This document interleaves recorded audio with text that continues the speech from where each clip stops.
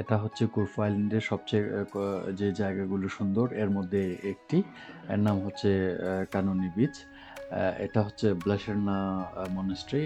একটু করে নিচে নামছি, যাব ওখানে, দেখতে পারবেন। এখান থেকে আপনি বোট ভাড়া করে পুরো আইল্যান্ডটা চক্কর দিতে পারেন। আবার আপনি ওই এখানে মাছ ধরতে পারেন। কুরফু আইল্যান্ডের যে আকর্ষণীয় যে ব্যাপারটা সেটা হচ্ছে এখান থেকে আপনি এই কুরফু আইল্যান্ডের যে এয়ারপোর্ট আছে, এয়ারপোর্টের যে ফ্লাইট ল্যান্ডিং, খুবই লো ল্যান্ডিংটা আপনি দেখতে পারবেন।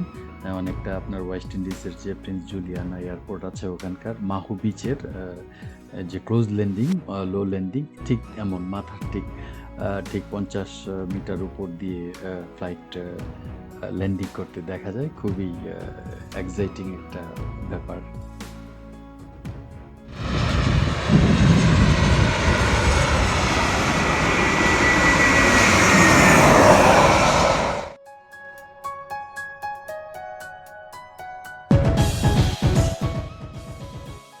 এরপর মনে করেন যে দুই পাশে সমুদ্র রেখে মধ্য দিয়ে যে সরু একটা রাস্তা চলে গেছে, এদিক দিয়ে হাঁটতে হাঁটতে সমুদ্রের বাতাস খেতে খেতে আপনি ওই ব্লাসারনা মনাস্ট্রিতে যেতে পারেন। ওখানে একটু ঘুরে ফিরে দেখতে পারেন। ধর্মীয় মানুষজন আসছে, সারা পৃথিবী থেকে ছুটে আসছে ওদের ধর্মবিশ্বাসের কারণে। দেখে অবশ্যই ভালো লাগবে। তারপরে আপনার এটা এই মনাস্ট্রিটা অবশ্য তৈরি করা হয়েছিল 16শো শতাব্দীতে। ভেনিসিয়ান স্ট্রাকচার, খুবই সুন্দর। চারপাশটা আমি ঘুরে দেখেছি। অনেক পুরনো, এখনো ঠিকই মানে এই সুদৃঢ় আছে।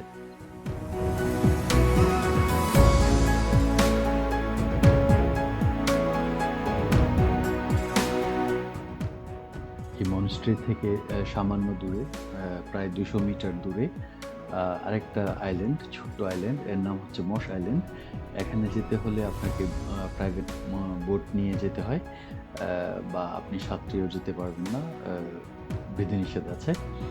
তো এটা সূর্যাস্তের সময় এটা খুবই সুন্দর দেখা যায়। পরন্ত বিকেলে যখন সূর্যের আলোটা এসে পড়ে এখানে, তখন বেশ অপূর্ব লাগে দেখতে।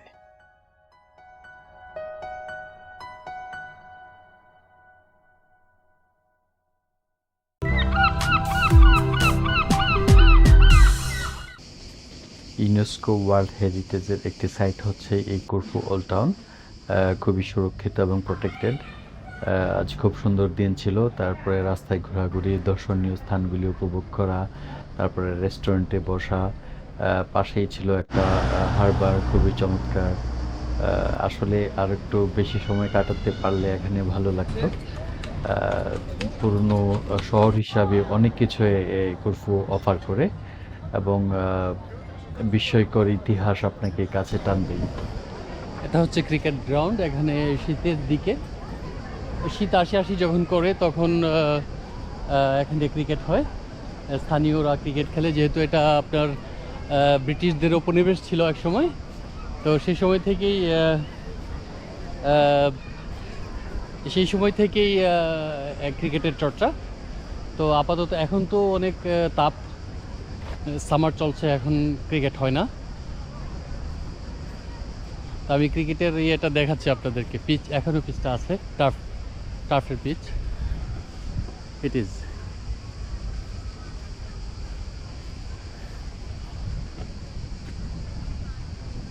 অনেকগুলি নষ্ট হয়ে গেছে।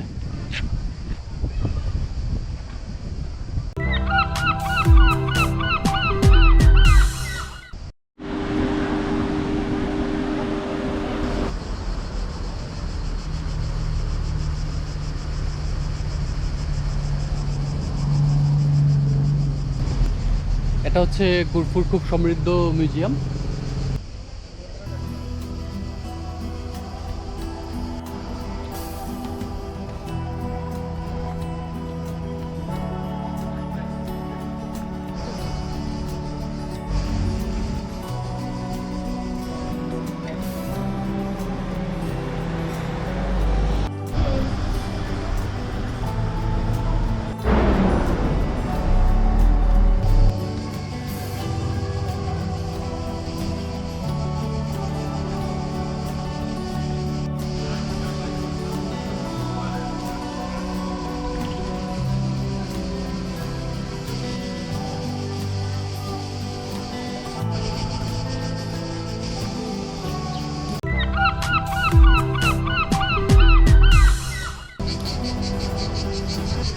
সৌভাগ্যবশত এখানে একটা কারো বিয়ে হচ্ছে।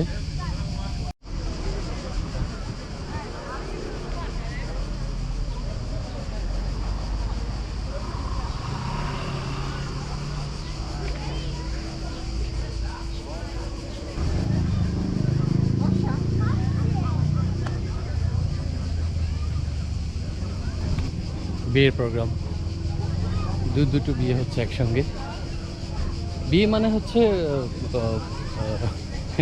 এদের বিয়ে হচ্ছে, ওরা এখন রেজিস্ট্রেশন করা, আর বাকি বাকি সব হয়ে গেছে। বাচ্চা আছে 2-3টা দেখলাম। আচ্ছা যাই হোক, এখন এটা একটু নাইস পয়েন্ট ফর ওল্ড পোর্ট্রেজ।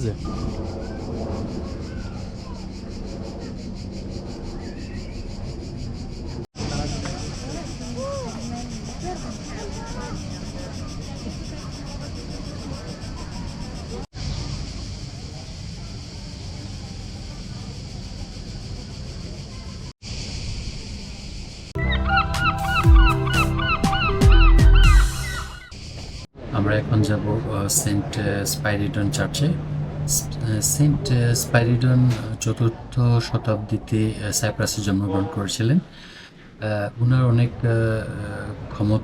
অলৌকিক ক্ষমতা ছিল, যেমন উনি প্লেগ রোগের হাত থেকে কুফুবাসীকে রক্ষা করেছিলেন। তারপরে জলোচ্ছ্বাস, তারপরে আপনার অটোমানদের যে আক্রমণ, এই আক্রমণ থামানোর জন্য উনি অগ্রণী ভূমিকা পালন করেছিলেন। আবার অনেকের মতে ওনার মানে মৃত মানুষকে জীবন্ত করার একটা অলৌকিক ক্ষমতা ছিল। তারপরে অনেক অলৌকিক ঘটনাবলী সম্পর্কে ওনার অনেক জনশ্রুতি আছে এখানে, এবং প্রতি বছরই হাজার হাজার পর্যটক পৃথিবীর বিভিন্ন দেশ থেকে ছুটে আসে তার এই চার্চ ঘুরে ফিরে দেখার জন্য।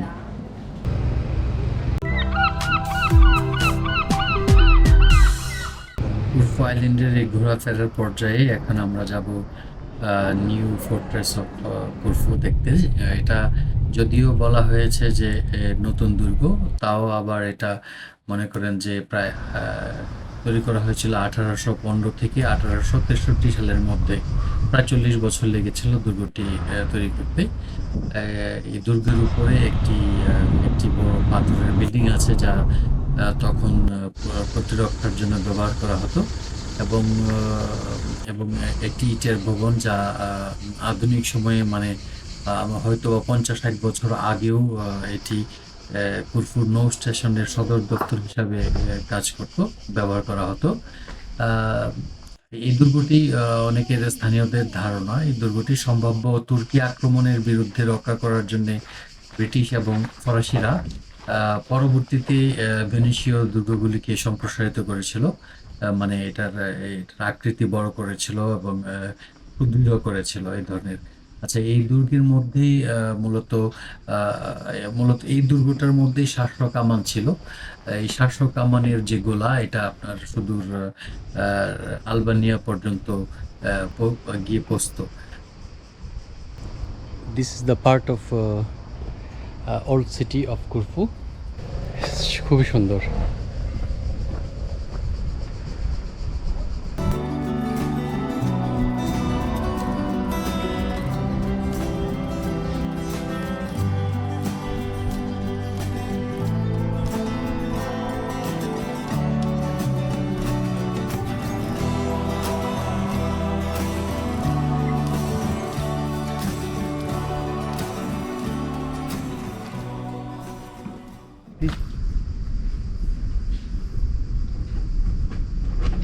কুরফু ওল্ড সিটি, এখানে অটোমানদের উপনিবেশ ছিল, ব্রিটিশদের উপনিবেশ ছিল, পর্তুগিজদেরও মনে হয়েছিল। এদিক দিয়ে যখন হাঁটবেন তখন মনে হবে যে আপনি একটি ইতিহাসের অংশ হয়ে গেছেন, অনেক কিছুর সাক্ষী হয়ে গেছেন।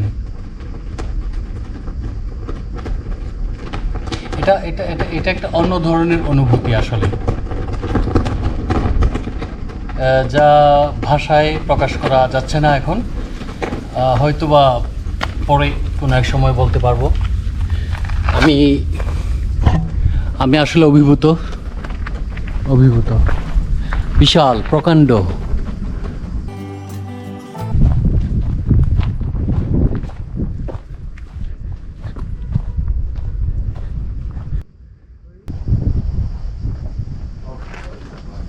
ইট পাথরের দুর্গ তো, অনেক গরম আটকে থাকে এখানে, অনেক গরম। তারপরে এটা অনেকটা উপরে, এই কারণে অনেক সময় পর্যটকরা নিচ দিয়ে ঘুরে ফিরে চলে যায়, এরা অনেকে উপরে উঠতে চায় না। Old city.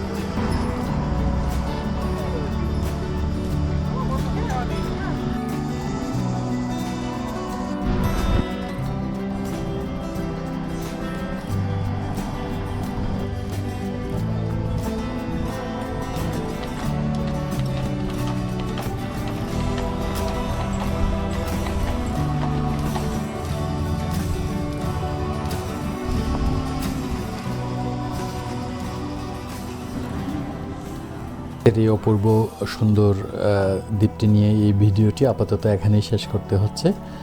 পৃথিবীর যে প্রান্তর থেকে আপনারা, যে দেশ থেকে আপনারা এই ভিডিওটি দেখছেন, সবার জন্য সুস্বাস্থ্য কামনা করছি, এবং সবাই ভালো থাকবেন আগামী ভিডিও পর্যন্ত। এবং এই চ্যানেলটি অবশ্যই সাবস্ক্রাইব করতে ভুলবেন না, এবং অবশ্যই একটা লাইক কিংবা কমেন্ট করবেন আশা করি। ধন্যবাদ।